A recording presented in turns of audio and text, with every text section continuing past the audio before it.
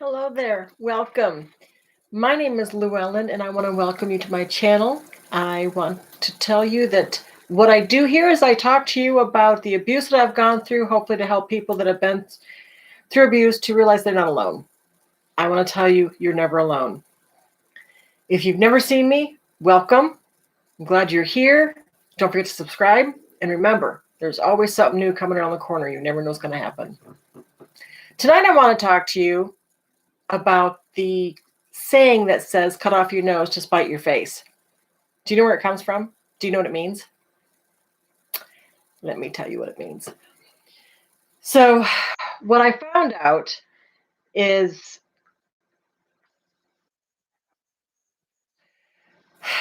the expression of cutting off your nose to spite your face is an expression that describes a needlessly self-destruction overreaction to a problem that we think that we just can't solve, or maybe we feel that we were told we couldn't solve. Sometimes that's even worse, I think. I found out a few years ago that the reason I was so obese, I mean, I was not just obese, I was considered morbidly obese. And the reason that I was considered morbidly obese is because I was like 400 pounds. Yes, I'm not that now, but I was then.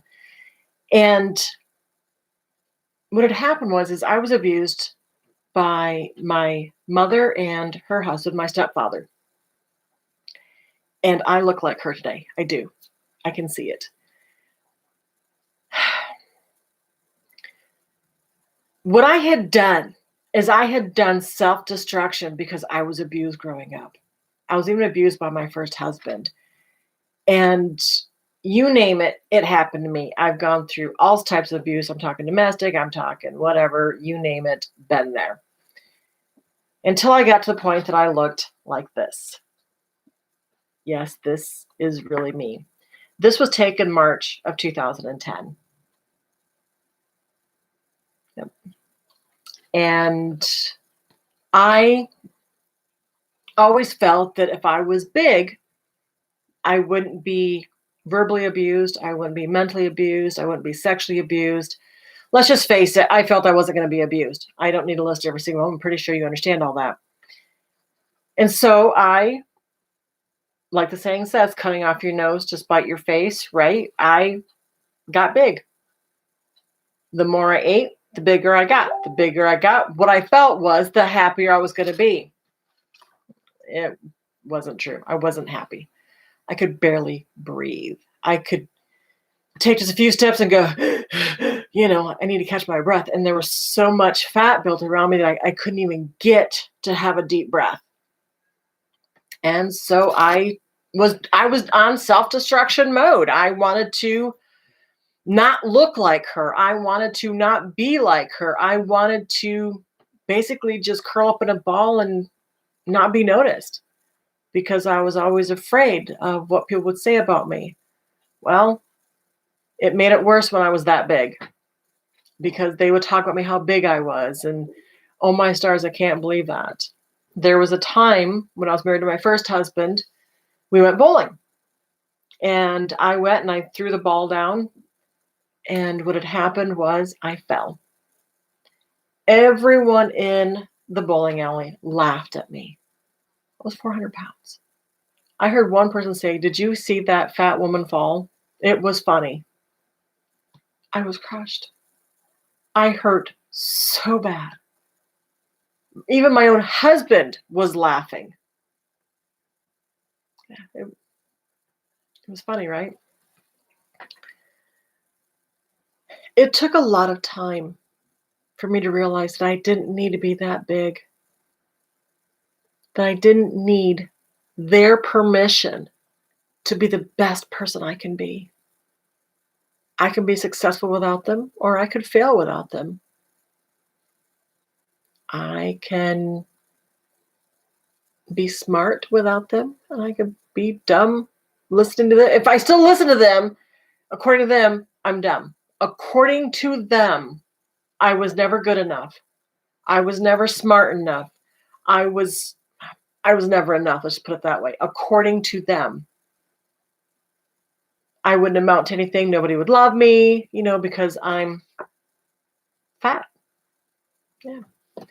Took me years to come clean on that. And it took me even longer to realize what I was doing to myself was because of my abuse. Some people turn to drugs. Some people turn to alcohol. I turned to food. Food was my comfort.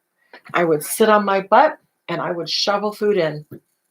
If I felt sad, I would shovel food in. If I was hanging around family, I would shovel food in. I didn't like me.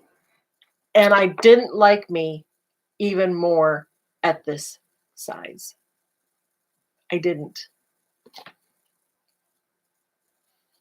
And then in 2016, I wrote my first book, Abused. It Is What It Is.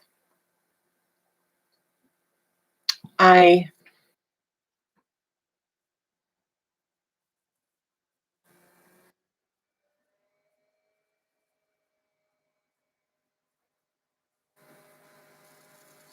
I can't tell you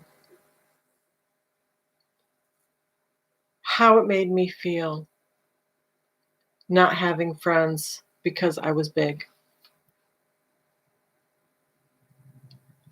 I can't explain why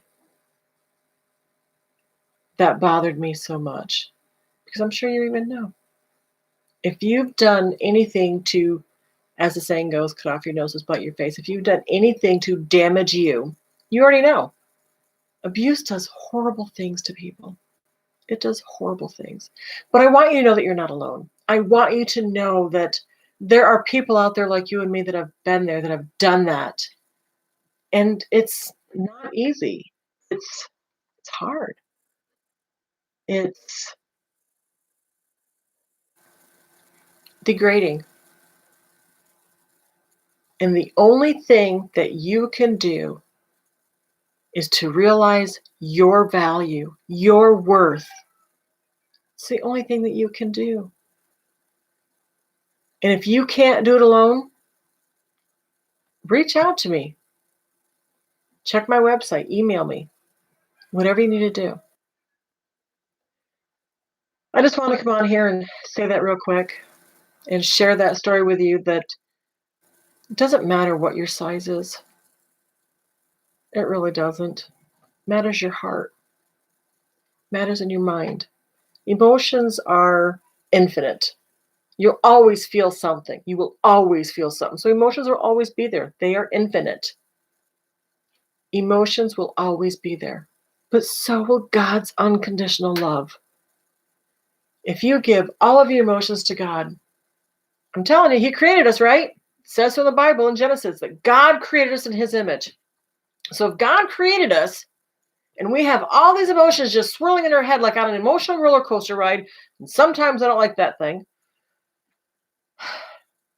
why not give it to God? Look in the Bible for it. If you need help, let me know. It's not easy. It's not meant to be easy, but it's meant to be lived to the best of our abilities. And you can make it easier when you let go and let God. So I'm going to close. I want you to know that God loves you, and so do I. Have a blessed night, everyone. Bye.